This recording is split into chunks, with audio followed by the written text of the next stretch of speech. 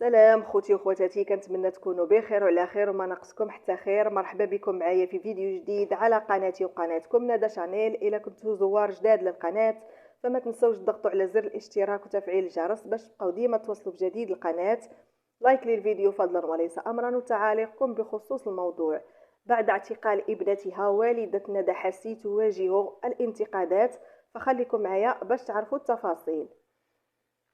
أصدرت سلطات الأمن المغربية بمدينة الخميسات قرارها باعتقال يوتيوبرز المغربية ندى حسي بعد أن وجهت لها تهمة تقديم بيانات كاذبة من أجل تضليل العدالة.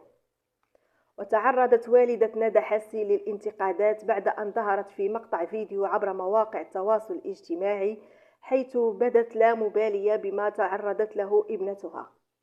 وخرجت والدة اليوتيوبرز المغربية لتدافع عن نفسها، حيث قالت: انا بنتي قالت لي مامتها الله يفراسك وفي صحتك، واش حيت بنتي في الحبس خاصني نوقف الحياه.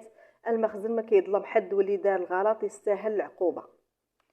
يشار ان ندى حسي تم اعتقالها وطليقها نزار سبيتي رفقه 3 اشخاص اخرين بعد ان تم كشف كذبهم وعدم تطابق المعطيات التي تم الادلاء بها لتتم متابعتهم بتهمه تضليل العداله.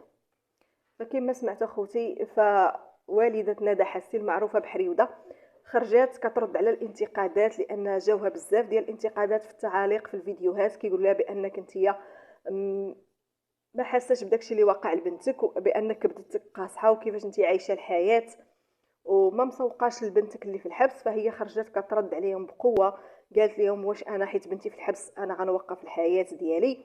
واللي دار الذنب راه كيستاهل العقوبه. فهنا كيكون سال الفيديو ديالنا. شكرا لكم على المشاهدة، إلى اللقاء مع فيديو قادم إن شاء الله.